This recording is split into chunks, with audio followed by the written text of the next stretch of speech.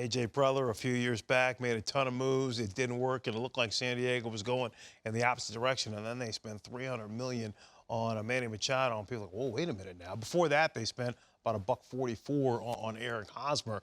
Pedro, they're 21-15. They've won 10 of their last 13. Where do you think this positions San Diego for the postseason? They might not be the Dodgers yet, but I have them right there with the Dodgers. The way they're playing, the energy they have, the swagger they have everywhere they go. And if you think about it, the only little thing that they had that you were a little bit concerned was that bullpen and the pitching. And now they added some key pieces to that.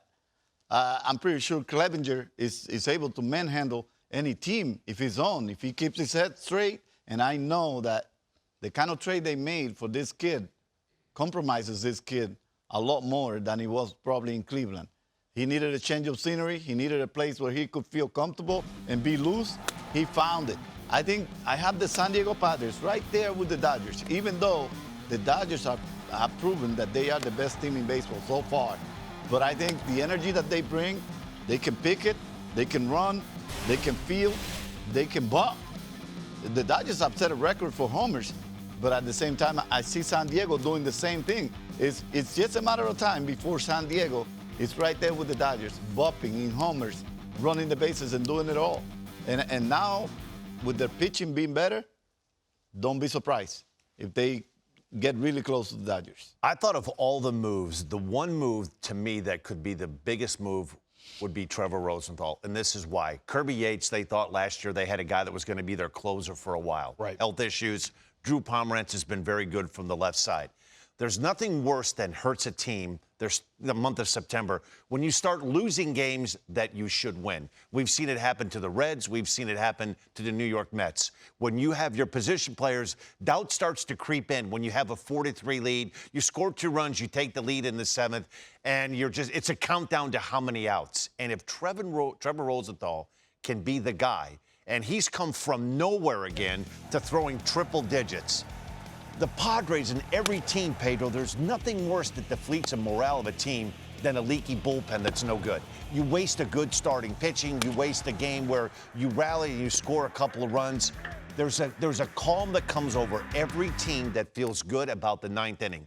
And if you're going to go far into October, you have to have that 8th and 9th inning solidified. You look at all the teams that have won the last 8 to 10 years, it's been bullpenning. And that has been a weak spot for the Padres. If Rosenthal can complement Pomerantz, I think this could be the biggest deal of all the deals. I get it, Clevenger, that trade sticks out. But to me, if Rosenthal is what they think he's going to be, this could be the piece that puts him over the top.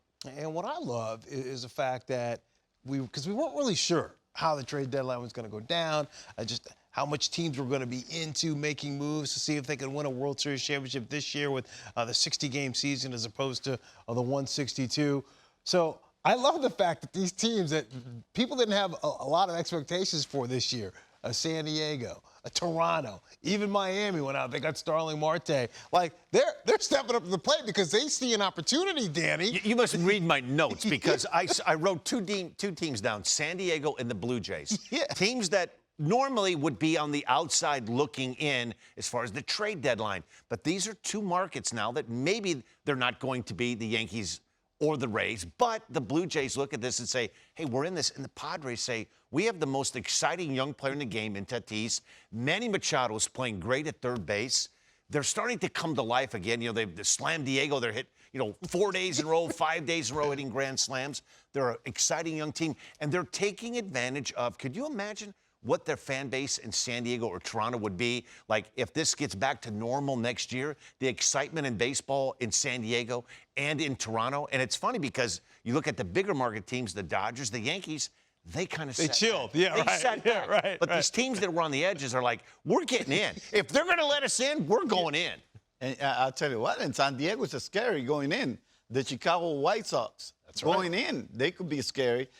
The Blue Jays have a lot to gain, little to lose. Right. And they don't have to play 162 to prove that they belong in one of those teams that's going to make it. Now, you don't have to play as much. You have a legit opportunity to get in Just use your energy. You never know. Never In know. a short series, you just never know. And at the same time, I believe that some of those teams are thinking, when is the next time we're going to get a legit chance with 162 to make it to the postseason? This is the only year.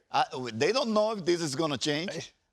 I mean, they have to take advantage of the opportunity that they have to make it to the postseason. When you make it to the postseason and you have some kids that are young enough to not realize where they are, Right. but they're talented. And the San Diego Padres, last year, I thought they were peaking before they got Fernando Tatis hurt.